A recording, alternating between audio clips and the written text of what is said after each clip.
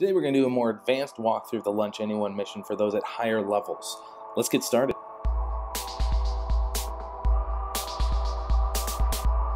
Hey Space Nation, Aaron here. So I have done a Lunch Anyone mission walkthrough before, but that was back when I had a little bit lower level of difficulty, and before I knew that as you increase your rank, the difficulty for the Lunch Anyone mission does increase, and you will have to change your strategies a bit in order to compensate for that, if you still want to get 20 bonus points. So with that in mind, I'm going to do a live walkthrough with my newer strategy that is, a lot of it's the same, but it is definitely tweaked to work more for those of us who have a higher level of difficulty, and we can't just employ the strategies we used before. So let's go ahead and get started. Okay, so we all know, for those of us who've done this before, we all know the directions. We are just dragging food together. Now, before my first time that I did this, I talked about how just going fast was important, but actually that's not true.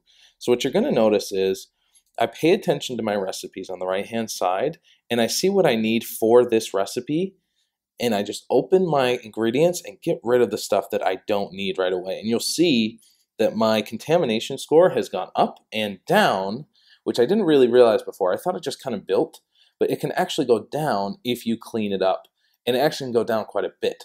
So let's do this again. So I get bread. This recipe, I only need one bread, so I'm just going to get rid of the other two. You'll see it goes right down to 0 contamination score again, even though I've had a bunch of food out.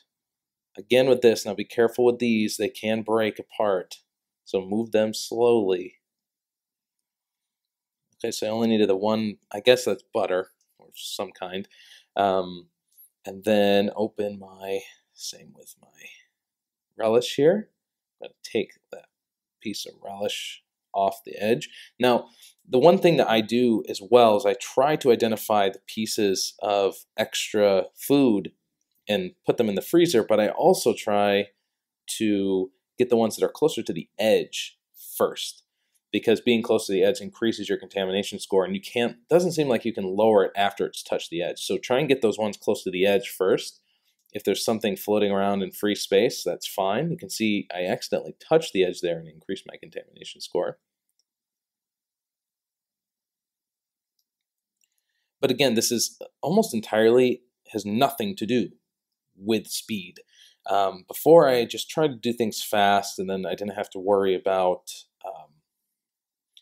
contamination score. I'd get up to 40 or something. But now you'll see that my contamination score is relatively low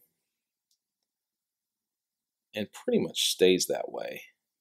I have several things floating, so let me try to keep them from going crazy. Whoops. You will see that I do find this to be a little bit glitchy. So you'll see on the bottom there, cheese sat there for a little bit longer than I'd hoped. But you should be fine as long as you're not keeping too many things out. Now, I don't want to lose that cheese here, and it's sitting on the edge and increasing my score. Now, I am getting close to my 50. If I get under 50, then I will get 20 bonus points. So I'm going to try and be really good here about cleaning things up right off the bat. I haven't noticed any limit to what you can have. Oh, right there at the end. You'll see right there at the end it jumped over 50 because I had multiple pieces of lettuce out. I probably should have gone through and taken that lettuce and the extra lettuce and thrown away before I combine them. I thought I could just kind of go quickly, but they do ratchet up quite quickly. So that is something to keep in mind. So you'll see it probably had 19 bonus points here. But on a consistent basis, when I keep that strategy, I can stay less than 10% contamination score. Now, one thing that would be a wild card here is potentially there's a limit, and I haven't found one. I do just throw everything in that freezer. Potentially there's a limit there. You may have seen there for a second. It looked like a little weird monster kind of popped up. It looked like out of the trash can.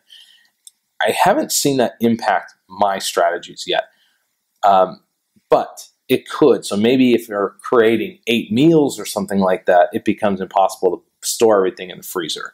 But if you employ the strategy, at least at, step when you're at 4 meals and 5 meals, probably 6 meals as well, will be more than capable of getting consistent 20 points. This will be the first one that I've done that had less than 20 points. Probably I've done 10 or 15 of these in a row and just got 20 bonus points, which is really nice, particularly for the coins that you get as a result. So that is my strategy for a little bit more of an advanced strategy for Lunch Anyone mission. Again, my favorite mission. So let me know if you have any questions or comments about this strategy. If you are more advanced and can tell this won't work in the future for X, Y, or Z reason, would love to hear that in this comment section below. In the meantime, please also like and subscribe, and keep working on those points, keep increasing your rank, and I will see you at Space Camp in Iceland.